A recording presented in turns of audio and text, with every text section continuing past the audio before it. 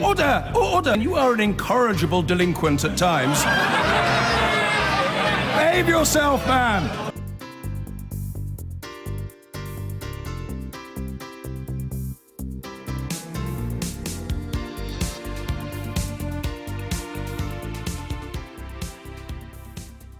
So, Theresa May is returning to Britain with a fistful of trade deals and talking up the UK's prospects outside the European Union.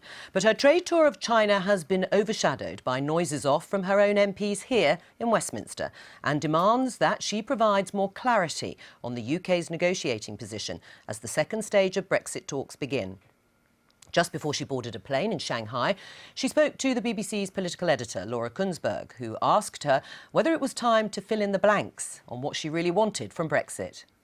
We're now starting to negotiate that free trade agreement with the European Union. We want that to enable trade to take place on as frictionless and tariff-free a basis as possible across our borders. But of course we also want to be signing trade deals around the rest of the world, like here in China. Prime Minister, there's a fundamental choice though here, isn't there? Your Chancellor has said he believes the changes might be very modest. One of your former Brexit ministers, who's on your side, has said the government is yet to make clear choices, and you're risking ending up with something that looks like meaningless waffle. There are big choices here that you haven't yet made, or you're not willing to tell us. Yeah. The negotiations with the European Union are in two phases. We completed and we the are first in the phase. Second phase We've now, just and entered. time is running out. We've just entered the second phase. If you look back to what happened in the first phase, many people said we wouldn't get the deal. Many people said we wouldn't be able to come to an agreement with the EU, and many people said we wouldn't get what we wanted. Now we but move yes, on, and what but people this is, want to know, Laura, but the point is that that deal, which many people said would not be done, was done. We got what we wanted. We ensured that we dealt with those issues in that first phase. Now we start the negotiations for the second phase. We want that free trade agreement. We negotiate a free trade agreement with the European Union. We want that to be on as tariff-free and frictionless a basis as possible. That will be good for jobs in the UK, but that also gives us the freedom to be able to negotiate and to sign up trade deals around the rest of the world. And that's good for prosperity and jobs and people in Britain too. Prime Minister, you know very well, though, that the decision time is fast approaching. Now, our viewers can hear when you are reluctant to give any more detail. I ask you again, which is more important to you? Less disruption to the economy or more control for our Parliament and our politicians? Because the EU, many people in business, many members of the public, many people in your party believe you simply can't have both. And you must now come clean on what you really want, or it looks like you look like you don't know what you want. Well, you see, I don't believe that those are alternatives. What the British people voted for is for us to take back control of our money, our borders and our laws. And that's exactly what we are going to do. Theresa May. Well, we're joined here by the veteran Conservative Brexiteer, Bill Cash. Welcome to the programme, Bill Cash. Yes. Does Theresa May need to set out her ambition for Brexit more clearly now? Well, Brexit, she said, means Brexit. We've got the Article 50 Act through, we're 499 in the House of Commons. We've also got the withdrawal bill through the House of Commons by a bigger majority on second reading. The negotiations are running parallel to this. It's bound to be difficult. There's no question about that. My European Scrutiny Committee is looking into all the ins and outs of it. But my question is, in terms of her and the way in which it's all being conducted, the fact is that, as I said recently, we need to have what I call a grown-up discussion, knowing that there are serious differences about the end game. But actually, if you look at what the EU wants, they want political union. Right. There is no way we could stay in that European Union. So does Theresa May need to set out what she wants more clearly? I would like to see more emphasis on what the objectives of the EU are in terms of political union, the fact that they run a system of making laws which we couldn't possibly live with behind closed doors, the democracy that we represent, the terrific opportunities that we have in the global market, of which this China deal is an example. Are you disappointed that she hasn't said those things? I'm saying that at the moment we're waiting for her to make a big speech, which I think is coming. Well, in it's which she will not, be saying actually. this. She's going to deliver a speech on security, but she's not going to deliver a big speech in the way that you have just characterised. Well, I'm saying that I do think the moment is going to come when we need to get that big vision out there, because I think a lot of people are squabbling amongst one another about what they want, whereas in fact the ultimate objectives in the national interest are clear. We repeal the 72 Act, we get the bill through the House of Lords with possibly some amendments, and the bottom line is that the really big vision is about stopping our being part of a political union. We can't reverse, we can't remain. We actually have to get into the serious business of having our own lawmaking, our own borders, our own money. Right, you've That's the said key. yourself the party is squabbling. Has Theresa May got a grip of the Conservative Party? I think there are too many people who are running around at the moment giving an impression, which are really differences of opinion. We hear it in the tea room, we hear it elsewhere. But the reality is that actually, when it comes to the votes rather than the arguments, the votes are going through. But you That's say the key these are issue. differences of opinion. I mean, it's more than differences of opinion. I what mean, would you expect? tempers are flying left, right and centre. I mean, there is a daily outpouring of Tory MPs basically criticising the opposite side when it comes to Brexit, and not just on Brexit. Even your colleague Jacob Rees-Mogg is basically accusing the civil service of not actually, or betraying what Brexit was all about, even though the government has tasked the civil service with finding out what they should be doing. Is that correct? If we look, for example, at what happened over Project Fear, I distinctly remember how the information process was begun. Wait a minute, and it is this, that it was agreed that it would be completely impartial, and it certainly was not. That's what I'm saying. There is a kind of status quo, institutionalised attitude within parts of the civil service, and in a way you can hardly quite blame them for this reason, that actually they've grown up with this. When you heard Robin Butler, who was Secretary of the Cabinet, saying that the repeal of the 1972 Act was a dagger in my soul, that is the kind of thing. Come on, wait. The Zoe. civil servants, if they had a clear steer, would be prosecuting that steer. The problem is They have nobody got a clear will tell steer. them what to Zoe, do. I'm terribly sorry, but you seem to have missed something. They have got a clear steer. They don't. They You don't do. even know whether you want to stay in the customs union or not. Oh, yes, Minister has said we we are leaving the absolutely do. We're not going to be in the customs union. We're not going to be in the single so what market. does that But make Zoe, of wait the a minute. Ireland announcement? Well, hang on, don't talk over each other. No. And then let If I Zoe just make respond. this point, when the council decision was announced 2 or 3 days ago, on which I did an urgent question, the fact is that in that document, it actually prescribes that we would be in the customs union and we'd be in the single market, that we would be subject to the Court of Justice. These are the really big questions. And the fact is the government is saying we will not be in the customs union, we will not be in the single market for one reason, and that is if you repeal the 1972 Act, you've changed the whole nature of the European Union and our relationship. Harry, with it. The problem is, and it's perfectly demonstrated here, is there is a complete vacuum at the moment, and people are going to project onto the Prime Minister what they want, and they're going to do it publicly. But the problem for the Prime Minister is she's in a totally catch-22 situation. Because of the election, because of her gamble last year, she's ended up in a situation where there are 15 people on the Remain side of the party, the pro-EU wing, who want a softer Brexit, and there are 35, maybe 40, maybe even 50 on the hard Brexit side who want a pure, clean break with Brussels. Now, either side, she at this point, she's got to upset one of those wings. Right. And Now, every time she's trying to juggle all these plates for so long that eventually she's got to break to make. This makes literally no sense. You're both sitting here and saying we're completely resolved, we're completely leaving the single market, we're completely leaving the customs union. If that were clear, then there wouldn't be a vacuum, would there? Because they we would wouldn't be proceeding squabbling. on that Because it's what basis. replaces it. The vacuum is what replaces it. Well, yeah, the decision has been made to leave. Harry's right. all right, but Bill Cush, let me ask you a question. Sure. Is Theresa May still the best person in your mind to deliver Brexit? I believe so, for this reason, that actually we've got a programme, she's following it through, you've got the Lancaster House speech, we are in the transitional period, there are a number of Well, it questions hasn't been agreed that yet. have yet, exactly. I'm saying that you've just made my point. Right, but we are in the middle of negotiating what that is going to mean. Right, but That is Harry why these has just said arguments are in a going on. political vacuum, various wings of the party are projecting out to the public what they think Brexit should be, including your good self. Would Brexit be better delivered by someone who voted to leave the EU in the referendum? Look, she has made an even bigger transition, in a sense, from going from Remain to a situation where she's pursuing a policy, getting the bills that have already gone through. So would Brexit be better delivered by her or somebody who voted to leave? My view is that she's doing a very good job in making sure that we deliver the votes in the House of Commons, and that is what matters in relation So to why the withdrawing. squabbling? So why is there this daily rowing? Tell me. I'm just simply telling you. I'm not a member of the Tory No, I party know or you're an not, MP. But I'm simply saying saying to you that there are arguments and they're inevitable because of the fact that we're talking about who governs Britain. Let's pick up. Would you be surprised if they weren't going to argue about Well, that? hang on, but let's pick up on one of those issues. We've talked a bit about the civil service. Brexit colleagues like Jacob Rees-Mogg have been denigrating civil servants who work for your government. And then we had the unedifying spectacle of Steve Baker, a government minister, accusing civil servants of skewing the data to undermine the case for leaving the EU, and then having to apologise to the House because he got it wrong. Let's just have a listen to Steve Baker. Wrong. Let's have a listen.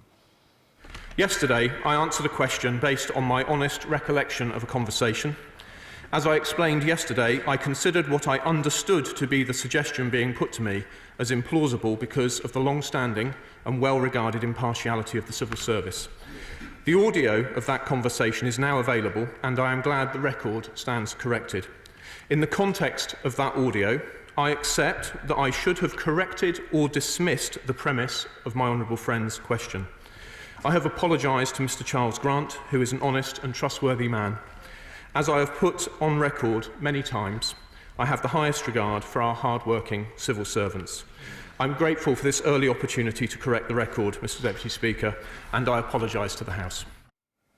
Which bit did he get right, then? You said some of it was true. Well, I'm saying that, in fact, when he made the apology, that, as far as I'm concerned, draws a line under it. What I'm also saying, however, is that it appeared from what I saw, and I wasn't in the House at the time, but my understanding of it is that he was presented with a question which was based on a degree of hearsay, and I think he misunderstood the nature of the question. That's all I can say. Right. Do you have any comment to make about the fact that he only apologised once the audio was released? No, I haven't heard the audio. Number 10 stood by him. But Is it right to deliberately accuse the civil service of deliberately drawing up negative assessments for Brexit? Well, it certainly did during the Project Fair. This is the problem. Right. So you do think it's true. Why? So why did he apologise? I didn't say that. I'm talking about the past. I'm not talking about this present No, but I'm saying situation. now, in these recent assessments that were leaked, I mean, Steve Baker basically said until the audio was actually released, which proved him to be wrong,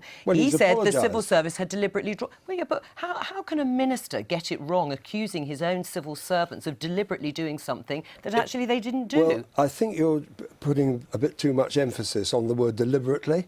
I don't think, from what I saw, that actually he had done it deliberately. I think there was a misunderstanding, and I think that's quite right for him to apologise, but leave it at that. Brexiteers are now saying openly what they've been saying for privately since the referendum. The wounds are still very raw amongst people like Steve Baker, who is a arch Brexiteer, a very respected Brexiteer on that side of the debate. They still are fighting the battles of the referendum, where they actually were pretty much up against the entire British establishment who wanted Britain to stay in, and that hasn't healed. And then look at it in the context of this week as well. The Brexit department were hit blindsided by this leak on Monday, where Steve Baker didn't even know, it seems, that his own minister, his own boss and the Prime Minister had commissioned this work. And so you can just start to see that sort of conspiracy theory sort of mode come back a little bit. I mean, how seriously should all this be taken? Well, what's so maddening about this is that every single time it's like, oh, well, the Remainers are doing this again. The civil service Remainers are doing that. It's exactly what they did during the referendum. No, wait. Isn't it legitimate to claim that, though, when there has been a track record? They won the referendum. If they had a project, they could get on and do it. What's derailing them? Wait. What's derailing them is not having a project. And when they're derailed by their own lack of a project, they turn around and say, "Oh, the Remainers are still..." Right. Well, hang on. Don't. Well, hang on, Bill. There is a legitimate claim to be made about the civil service. No, I'm simply saying that when we look at the past, there is no doubt. If you look at The Price of Victory, a book written by Michael Charlton for the BBC, all those years ago, I've read it recently. There is absolutely no doubt when you read the recorded interviews of people like Con O'Neill, Eric Roll, and all the others, you will see that they had an attitude of mind. They wanted a certain objective. Right. The one thing, Bernard Jenkin, your colleague, was on the programme a few days ago, or the end of last week, and said that if, in the end, there is drift towards a softer Brexit, as he said, and the government does contemplate and go ahead with remaining in a customs union of some sort, with the European Union, that there would be ructions, he said, in the country, and it would be an existential question for the Tory party. Do you agree? I certainly think there are very serious questions inherent in the distinction, as I would put it, between, as I said to Mel Stride in the big debate on this the other day, between being in the customs union and a customs union. And what a customs union means is something yet to be resolved. But what he's saying is if that happens, what will happen to... Well, if we were to stay in the customs union indefinitely, of course there'd be a massive row, but that's not what is happening. But it looks very light, to be honest. The suggestion on the table is we leave all these unions and then we create something as much like them as possible and then we join those at gargantuan expense and a huge waste of time. I couldn't disagree more. We'll leave it there. Bill Cash, thank you. Theresa May is returning from a visit to China to face down Conservative dissenters whose arguments over Brexit are threatening her leadership. During her absence, rival wings of the Tory party have been clashing over what sort of post-Brexit relationship Britain should have with the European Union. And Brexiteers are now angry that the PM has appeared to suggest that Britain might remain part of a customs union with the EU. She's been speaking to our political editor, Faisal Islam. What we'll be doing when we leave the European Union is leaving the single market, leaving the customs union. Leaving the customs union. What we're going to then negotiate is a free trade agreement with the European Union. We want to be able to trade as a tariff-free and frictionless a basis with the European Union as possible in the future. But it'll be a free trade agreement. It'll be a separate agreement that we'll negotiate. But what doing that means is that we can also get on with the job of enhancing our trade, increasing our trade, getting those free trade agreements around the world. Why is that important? It's important because it brings prosperity and jobs to people in the UK. Well, let's go straight to Westminster and speak to our political correspondent, Laura Bundock. Laura, she's not exactly coming back to a warm welcome from within her party, is she? No, these divisions just continue to sort of split the party, basically. This whole issue about whether or not the UK will be involved in some kind of customs union once we exit the EU just doesn't go away, basically, because there seems to be a complete lack of clarity at the moment. On the one hand, you heard Theresa May there saying she was hoping to negotiate this tariffless, this frictionless deal with the EU, which many assumed meant that she was suggesting there could be some kind, the UK could join some kind of customs union. But on the other hand, you've got her International Trade Secretary, Liam Fox, drawing this massive red line by saying he would completely rule out any kind of customs union for the UK because he said it wouldn't be compatible with independent trade policy, i.e. we would be impossible to carry out future trade deals if we were bound to such a deal. Now, Number 10 said that he was speaking for the government when he made these comments, and yet at the same time, they say Theresa May has an open mind when it comes to what would replace the customs union. So it's all rather confused. And as for the detail of what might replace the customs union, they said, well, that will be up for discussion in the next round of Brexit talks. It's not exactly the positive, united image that David Davis is wanting to portray as he welcomes and prepares to welcome Michel Barnier to the UK on Monday ahead of the next round of these talks. Laura, thank you. The Prime Minister is under increasing pressure to be specific about what she wants Britain's future EU trade relationship to look like. Theresa May is on her way back now from a trade visit to China, and negotiations on Brexit are due to resume with Brussels on Monday. Mrs May said the UK should not face a choice between a free trade deal with the EU and striking deals with the rest of the world. She was speaking in Shanghai to our political editor, Laura Koonsberg. A few last glimpses, then to China, a final wave goodbye. The Prime Minister on her way home, business deals in Britain's pocket. But she'll return to the next round of much bigger deal-making. How precisely will she broker Brexit? Is she ready to decide? What's happened here is that we have seen the businesses that I've brought with me on this trip signing deals that mean more jobs for people back in Britain. That's good news for Britain. It's global Britain in action. But on top of doing business around the world, your party, the public, business, they want to know, do you favour a really close relationship with the European Union once we're out, or a more dramatic break? What I favour is a deal, an arrangement for trading with the European Union, which is going to be good for trade between the UK and the European Union and good for jobs in Britain. So there's a fundamental choice though here, isn't there? Your Chancellor has said he believes the changes might be very modest. One of your former Brexit ministers, who's on your side, has said the government is yet to make clear choices, and you're risking ending up with something that looks like meaningless waffle. The point is that that deal, which many people said would not be done, was done. We got what we wanted. We ensured that we dealt with those issues in that first phase. Now we start the negotiations for the second phase. Images for the Mays to treasure, perhaps, but there might not be much serenity when she's at home. The decision over whether to bind tightly to the EU after Brexit or pull further apart is the line right down the middle of her party. Her supporters believe she's the only person who can hold it together, but she's agonisingly pulled by detractors on both sides. If you are reluctant to explain your priority, your big choice, can you stay? But your big choice for what you want next, can you stay on? Because people are asking you again and again to be clearer about your priorities. How long can you stay on, do you believe? Well, let's be very clear about this. I've set out what my vision is. I've set out and I've said to people that at every stage where we can fill in the detail, we will do so. And that's exactly what I have been doing. Do you want to be the Tory leader at the next general election? Well, I've been asked this question on a number of occasions. I've said very clearly throughout my political career, I've served my country and I've served my party. I'm not a quitter. I'm in this because there is a job to be done here, and that's delivering for the British people and doing that in a way that ensures the future prosperity of our country. Global Britain is a real vision for the United Kingdom. I want the British people to see a government that is delivering for them around the world, and that's exactly what we're doing. Prime Minister, finally, if I may, our viewers see day after day the Tory party fighting amongst itself. How do you reassert your authority? I am doing what the British people want, which is delivering on Brexit, but also getting out around the world, ensuring that we bring jobs back to Britain. Companies will be selling more great British products to China as a result of this trip. There'll be more people in jobs in the UK as a result of this trip. That's Global Britain in action. Number 10 hopes it's by seeing and doing that the Prime Minister can re-establish control. But her and the country's hardest set of decisions will follow her around the globe.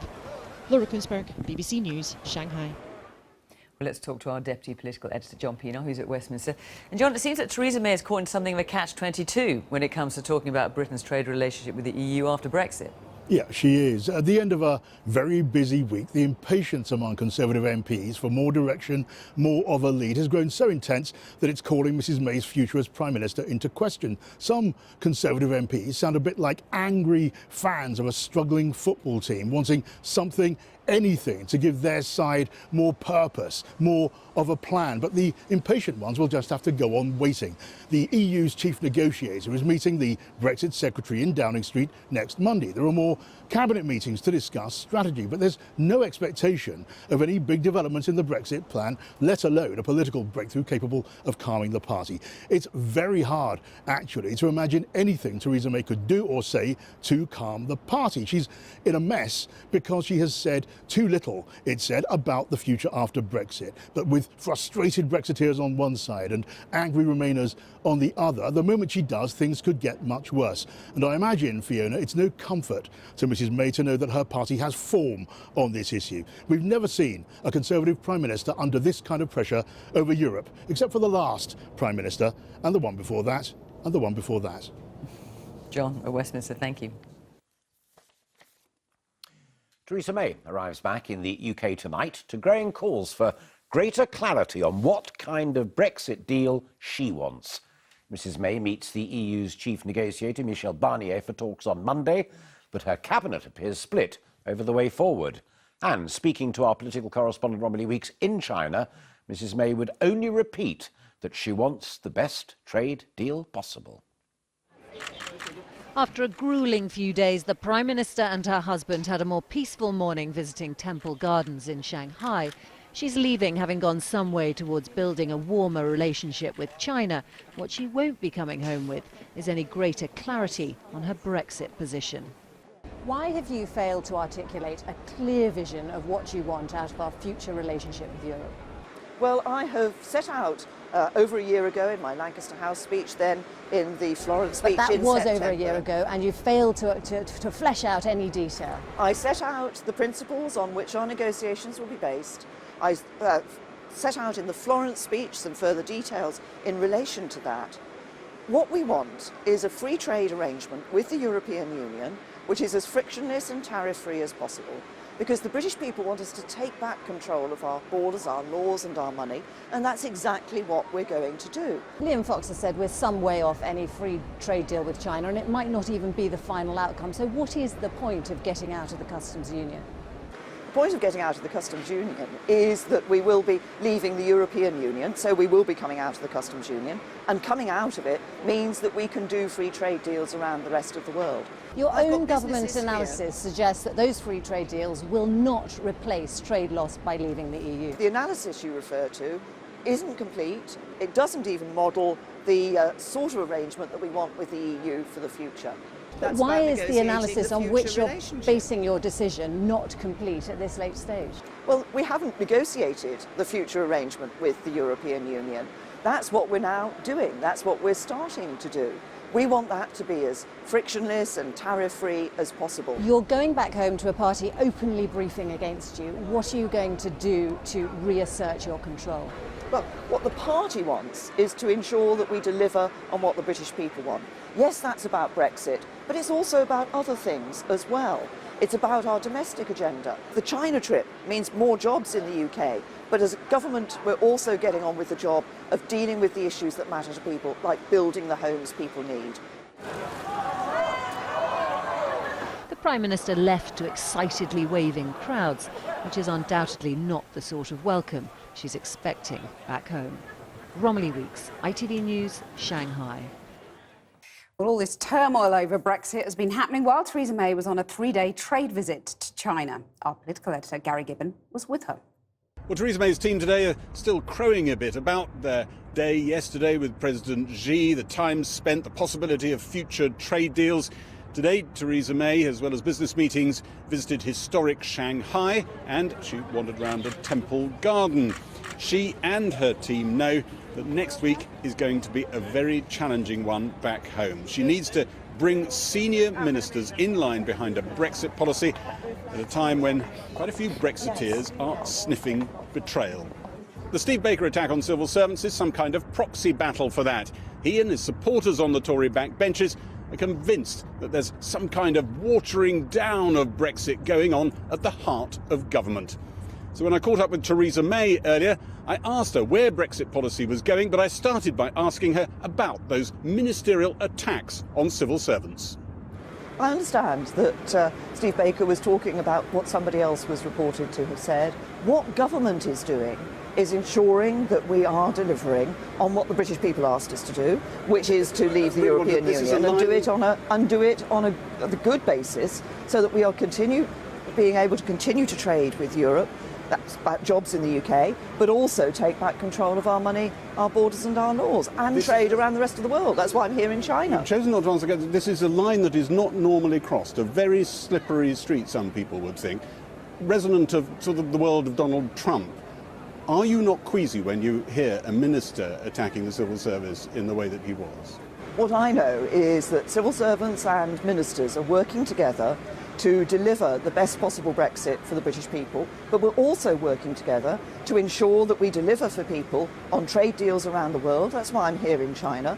There are businesses with me on my trip here to China who've signed deals here in China that mean more jobs for people back in the UK. That's good for people in Britain. That piece of work that he was criticising had some very stark messages for the government in terms of what Brexit could cost ordinary people. Does that not alarm you? Well, that piece of work is not completed, it's not had ministerial approval, and it doesn't actually look at the sort of Brexit that we're negotiating for the British people. We are 1.5 years after the referendum. Are you saying people are doing pieces of work that aren't finished, aren't actually commissioned by you, by the very senior people? This is work by senior officials, commissioned by, presumably, people at the very top of government. You can't just wipe it away like that, can you? This is work that is not completed.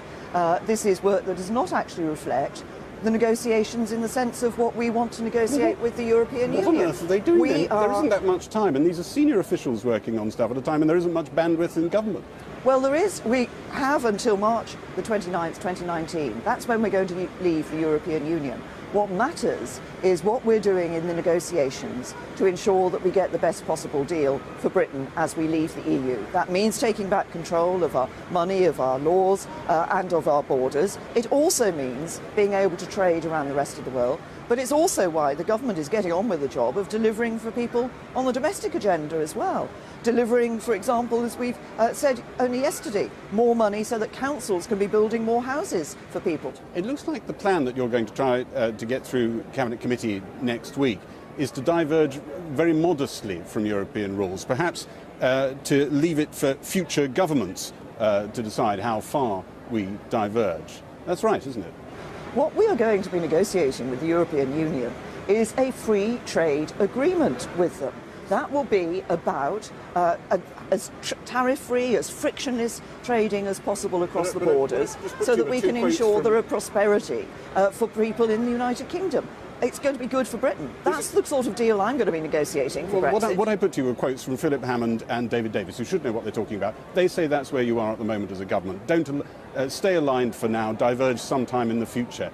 That sounds like you've just cooked something up to try and get through the civil war in the Tory party, not as they do round here, think decades in advance about where you really want the country to go. No, what we will be doing to ensure that businesses know the basis on which they're operating 1 minute after we've left the European Union is bringing the EU law into UK law. We're very clear about that. That's what piece of legislation that's going through the House of Commons. So everybody knows where they stand. There's no cliff edge. Everybody can carry on trading, can carry on with those jobs in providing those jobs in the UK.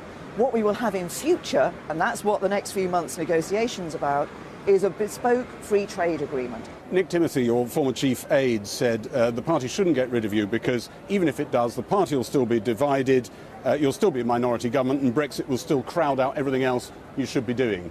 So his message seemed to be, I don't know if it's your message, it'll be awful either way.